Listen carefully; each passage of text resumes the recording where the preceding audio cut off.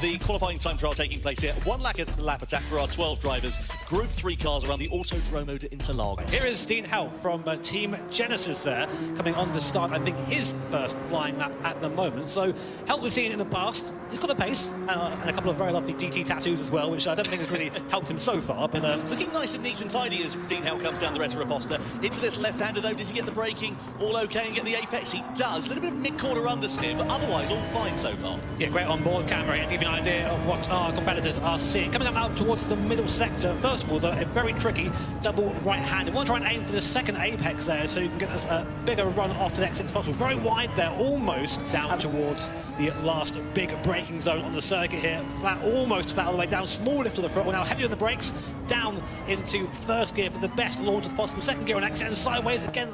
Maybe trying a little bit too hard there, is Dean. Yeah, Dean might cost himself a few tenths of a second, as you say, and especially going through that left-hander, he's going to carry that all the way now as he's flat to the floor as he comes to the timing line. It's not been bad lap though from Dean. Now let's see what the initial score on the door is going to be as he comes to break the beat. Over the timing line he goes on 1:29.964. Absolutely. Well, let's have a look at the qualifying results then. As you can see, Igor Fraga, pole position for him by just under a tenth and a half of a second there from Takuma Sasaki. Racing for Genesis here this weekend from the United States of America. It is Dean Helps.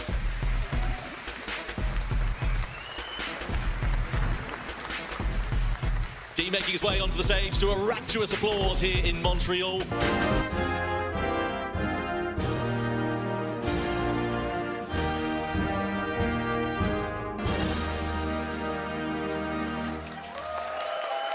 Well, the national anthem of Canada rings out here in Montreal as we get ready for the Manufacturers' Cup. We love this circuit. Jimmy, 30 laps though here, and strategies to come into play with racing hard and soft tyres. It's going to make things pretty interesting. Which means that this is kind of what we expect to see for our strategy. Fairly simple, right? Either start on the softs or start on the hards. Now, I think those at the front of the grid are going to go for that soft tyre. As always, try and break away early, get some clear air, whereas those starting a bit further back will aim to use that hard tyre at the start of the race where they have to, where they can't use the soft tyre effectively. Ready to go then.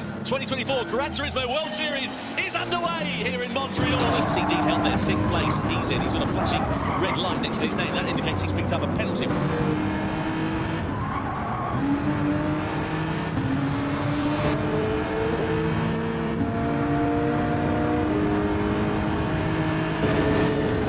The fight at the back of the field at the moment is absolutely fantastic, by the way. We don't have a lot of screens, but 8th, 9th and 10th have fantastic screen.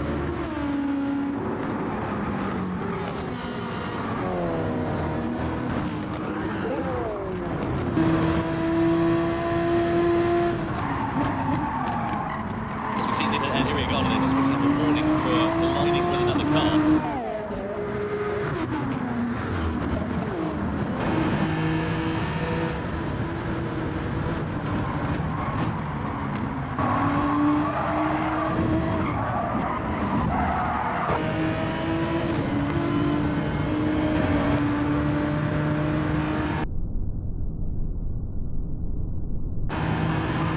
You see Dean Help there as well. He's picked up a penalty. It's gone from bad to worse for Genesis down in 12th position.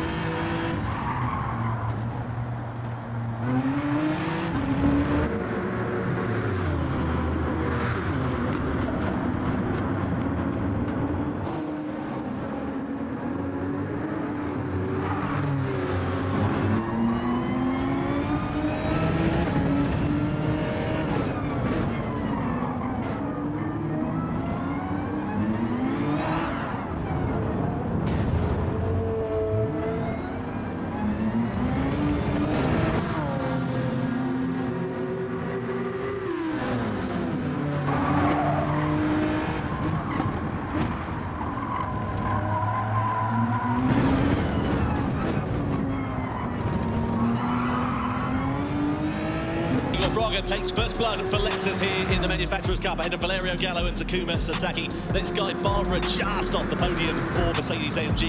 What about Nico Romero? We know that Genesis are pretty handy. They've got a podium, if you remember, in the World Finals in Barcelona last year. Romero, no stranger to the Gran Turismo World Series and no stranger to the pressure. Comes out of the final corner. He's had personal best sector times. Is he going to be enough, though, to depose them? Not quite. Splits the two. Koke made a mistake there, but his time was that bad that even with a penalty, Estevez was able to, I guess, beat him to not being last. But two drivers there who I wouldn't usually put down the back of the field, so watch for them.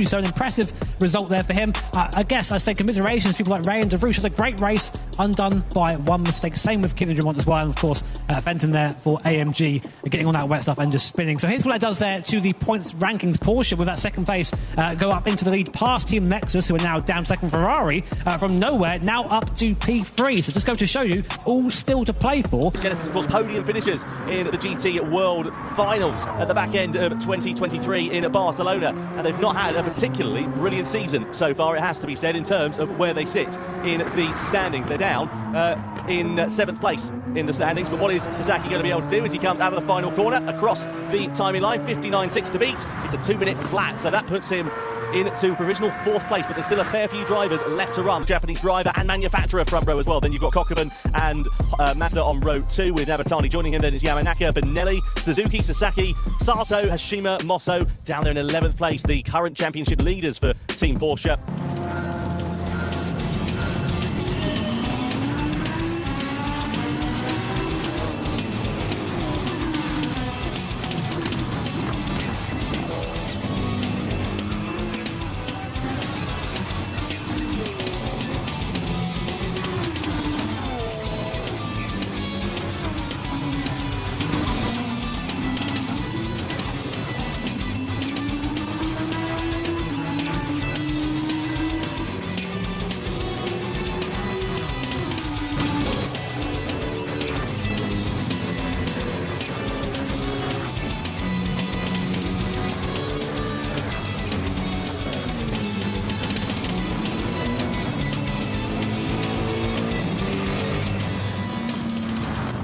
It was the strategy that allowed him to drive that one absolutely brilliantly in the opening stage of the race, taking a crucial 6 points for Lexus and also the championship lead. Yeah, that's a big score there for Lexus. That's really going to make a difference in the championship points. Let's have a look at the table now, and that's how big a difference it makes. That gap now goes up to 4 points from being second going into this race, now 4 points in the lead. Here is where we're going to be competing in the qualifying session and also in the racing conditions as well. Jimmy, we've got an interesting qualifier plan coming up for this one, because it's a little bit different to what we would normally The run. first cars across the line. Subaru do improve up to P5 for now. Genesis do not, however, still in P2. Over the timeline come Honda. Can they get themselves back in? They can. So Mercedes do go out. What about Audi? It's only 11th fastest. Oh, no. But you can see that the Japanese driver did end up on top, ahead of Sasaki. After Motto there for Porsche in 3rd place. Good lap time for him. Good for Harold Nelson as well. Just a really second shy, given the fact that he's not had as much seat time as I'm sure he would like in that car. Genesis across the line now. Can they improve into P6? They're in a danger zone right now. Here comes BMW. Pulse it, and they go even faster. The first car into the 2:15 range. Can Team Honda get out of that drop zone and get up? They can, up to P5. Navatani for Honda and Hensei for Team Porsche. And we say goodbye to Genesis, Ferrari and Chevrolet as we get ready to go into qualifying 3. From Team Genesis, Nico Romero, Dean Helt and Yuito Sasaki!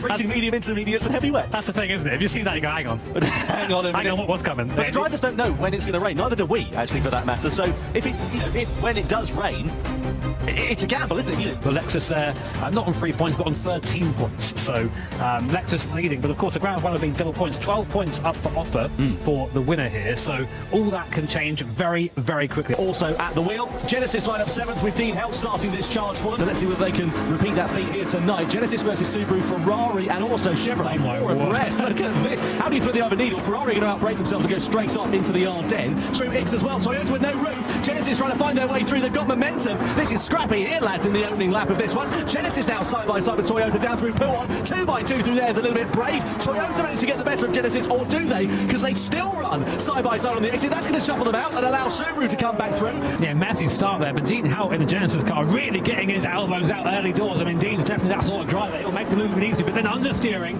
through the first stab though, that allows Team Subaru to try and get into Stroza in the car for them at the moment. But that's a small gap now opening up between 1st, 2nd, 3rd and 4th, and that second pack. Team BMW have just bolted away at the moment. Suzuki at the wheel, we know how quick he is in that BMW, just showing it there, taking the place early, and he's just cleared off. All close up in front there as well between Genesis and Honda. That's an exchange of position, and Honda being muscled to the outside here, and Toyota and Subaru ready to take profit as Honda are left down in the doldrums, coming through into the right-hander of turn 7. Subaru going to get shuffled onto the curb. The real question, do you go for intermediates or do you go for a full wet tyre? I mean, the idea is you try and skip the intermediates if you can, just to make, if you are going from one extreme to the other. Let's see. Yes, as Yuito Sasaki in for Genesis inside the top 5 as it stands for now. The top 2 on the wet tyres, likewise Genesis and Chevrolet. Porsche and Toyota sticking with the intermediate as we head through there, but Porsche are going to surely run it wide. Nakra played a little bit off line as Genesis then do go now through and into 4th position. Next target is Toyota. Santos behind in that Corvette, the Chevy Corvette, just a lot more composed. Yeah, the Chevrolet looking, as you say, just a little bit more stable. Dry time is later, maybe 14. So dry time is later for Genesis. That's Yuito Sasaki, the voice that you were hearing. Have they come out? I don't see them. No, Lexus aren't in, BMW aren't in, Genesis go in then. So they're deciding to take the gamble. They said they were going to go aggressive, and they are the first of the wet short runners to blink. So, yeah, Lexus and BMW team radio here. Literally just take it nice and easy and we'll pop out ahead. We'll be in P3 relatively easily.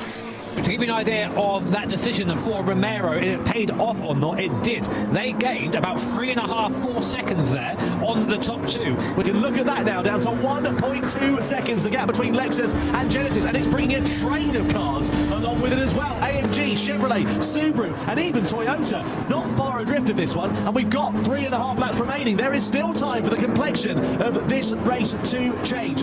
We've never been closer. Eyes in front. Oh man, I mean, that you can now feel that Nico, Romero and Dean Howell are like, okay, this is our chance, we can do it. And look at him, maybe a little bit of a smile there on the face of Nico. He knows he's got pace.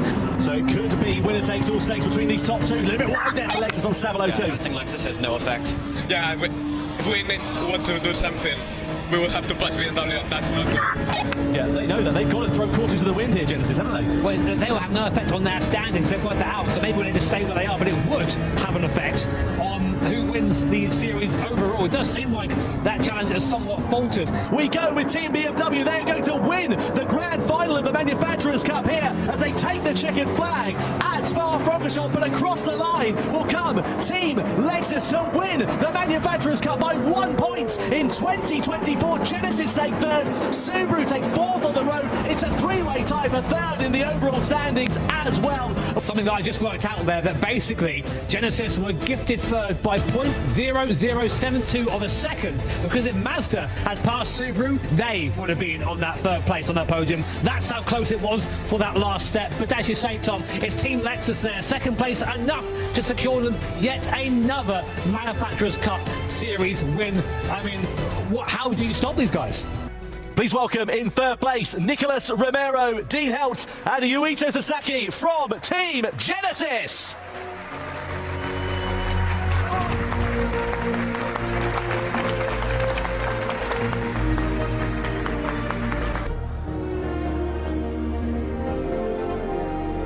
Matthias now making his way over to present the medals to Genesis. First of all to Nico Romero. Then makes his way over to Konata Kawakami. Sorry, to Yuito Sasaki, I beg your pardon. And then finally to Dean Helt as well. Team Genesis, 3rd place in the Manufacturers' Cup in 2024. And finally we move over to Team Genesis, to Dean Helt, to Nico Romero and to Yuito Sasaki. Yuito, we'll come to yourself first of all. Genesis on the podium again in the Manufacturers' Cup. What does it mean for yourselves? Because there were, I think 3 or 4 teams all tied on points at the end of that race for 3rd. It was incredible. はい、とても嬉しくてですね、やっぱりすごいなんか接戦の中で自分もなんかゴールした時3位だったのか4位だったのかよく分かんなかったんで3位って聞いてすごいホッとしました。 Yeah, I'm very happy with the result because I knew it was such a close race, and when I crossed the finish line, I didn't know if I was in 3rd or 4th. When I finally heard that the result is 3rd place, I was really happy to hear that. So Yuito, many congratulations. And let's move over to Dean as well. Dean, I mean, the start of that race was crazy. I mean, again, we were watching it from the commentary box and we didn't know where to look. What was it like from your perspective, and how did that play a part in how you adapted your strategy as a team? Well, We knew after qualifying that there was going to be we were going to need to push really hard in the first stint. We were going to need to be aggressive. I think I did a pretty good job of showing the aggressive part. But, we knew that we needed track position. Track position was going to be key, especially if we were going to make the wets work. We needed that buffer to have that space at the end of the stint to where even if those on intermediates caught up, we could at least try to hold them up in a straight line and try to keep them behind in the corners. So I think we played the strategy absolutely perfectly. I don't think we could have done a single thing better. Yeah, I think we got the max out of today. And also thank you to the directors for listening to our team radio the whole race. That was very good. I will enjoy watching that back for sure. It was great from the commentary box as well. Many congratulations, Dean. And Nico, let's finally move to you. That final stint, I mean, again, we were really tense in the commentary box watching what was happening. What was it like having to, soak up the pressure as a team for that, knowing what was riding on it? So I remember going out of the pits and I told Dean on the radio, we have never been closer to winning the world title than we were with 4 or 5 laps to go. But then we were thinking about what the standings were, and there was a point, I believe lap 18, that Subaru and Mercedes had a battle, and they both went off. And at that point, I thought to myself, I can calm down. The only way that the result is going to change is if I overtook BMW, and that was not going to happen. So I was very slow in the last lap, and at the end, I believe by 0.07, if Mazda had overtaken Subaru, we would have been in P4 instead of P3. Yeah, incredibly fine margins, Nico. Many congratulations to yourself. Please give a round of applause to Dean Helt, to Nico Romero, to Yuita Sasaki for Team Genesis.